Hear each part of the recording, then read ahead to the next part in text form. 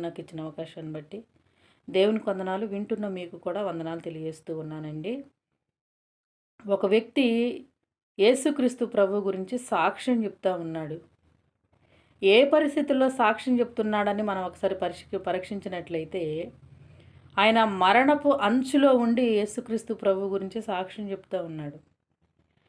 ఆ మరణపు అంచులో ఉన్న వ్యక్తి అంటున్నాడు, ఇదిగో ఆకాశం తెరవబడింది. దేవుని కుడిపార్శ్వమున యేసుక్రీస్తు ప్రభు నిలిచి ఉండుట నేను చూచి ఉన్నాను అని సాక్ష్యం చెప్తా ఉన్నాడంట.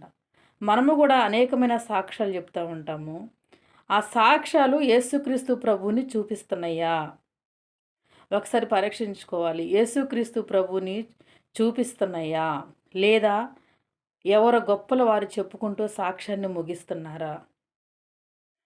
అంతకు క్రితము పితరులు మొదలుకొని, శిష్యులు మొదలుకొని యేసుక్రీస్తు మరణ పునరుద్ధానము, సమాధి చేయబడిన తిరుగులేవుట, మళ్ళీ తను మరి ఆకాశమునకు అహరోను వెళ్ళిపోయేంత వరకు కూడా ఈ వ్యక్తి చెప్తా ఉన్నాడు. ఈ వ్యక్తి మరణానికి అప్పగించబడిన వ్యక్తి చెప్తా ఉన్నాడు.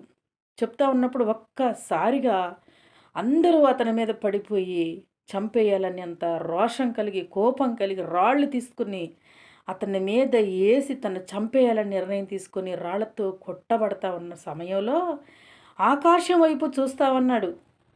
ఆకాశం వైపు చూసి దేవుడు కుడిపార్శ్వమున యేసుక్రీస్తు ప్రభు నిలిచి ఉండుట నేను చూస్తున్నాను అని సాక్ష్యం ఇస్తా ఉన్నాడు మరణపు సమయంలోని.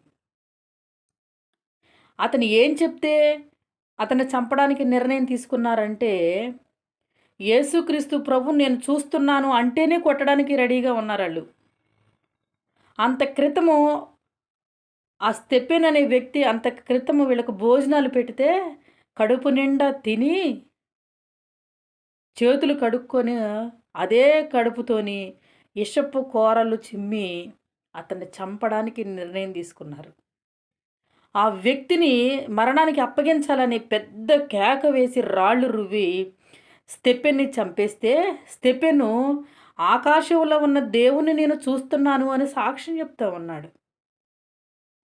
దేవుడు అంటా ఉన్నాడు, స్టెఫెను నిద్రించుచున్నాడు. నిద్రించుచున్నవాడిని దేవుడు ఏం చేస్తాడు? తిరిగి లేపుతాడు. స్టెఫెన్ ఏం చేస్తున్నాడంటే నిద్రపోతూ ఉన్నాడు.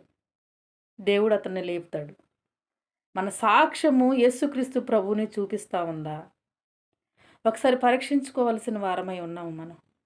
ఇప్పుడు సాక్ష్యాలు అసలు మాట్లాడుకోవడానికి కూడా అవకాశమే లేదండి ఆ సాక్ష్యాలు. ఒకప్పుడు సాక్ష్యాలంటే పౌలు సాక్ష్యం చెప్పాడు. పౌలు గొప్పగా సాక్ష్యం చెప్తున్నాడు. ఏంటి నీ పరిస్థితి ఏంటి? నువ్వెందుకు ఇలా ఉన్నావంటే, నేను దమస్క ప్రాంతంలోని గొప్ప వెలుగు చూశాను అని సాక్ష్యం చెప్తూ ఉన్నాడు. యోహాను రాసిన సువార్త ప్రకటన గ్రంథంలోని పద్మాసు దీపంలో పరవాసిగా ఉన్న యోహాను ఆ పరిశుద్ధమైన స్థలాన్ని చూసి ఒక్కసారిగా జరగబోయేదాన్ని దేవుడు యోహానికి చూపించినప్పుడు తట్టుకోలేక సాష్టాంగ నమస్కారం చేసి కన్నీరు కారుస్తూ ఉన్నాడు. జరగబోతున్న రోదన వేదన చూసి. స్టెఫెను చనిపోలేదు, నిద్రించాడు. నిద్రించిన వాడు తిరుగులేస్తాడని దేవుడే సెలవిస్తూ ఉన్నాడు. మన సాక్ష్యం యేసుక్రీస్తు ప్రభువుని చూపిస్తూ ఉందా? సొంత విషయాలతో సమయాన్ని వ్యర్థం చేస్తూ ఉన్నామా? కాలాన్ని వ్యర్థం చేస్తూ ఉన్నామా? దేవుని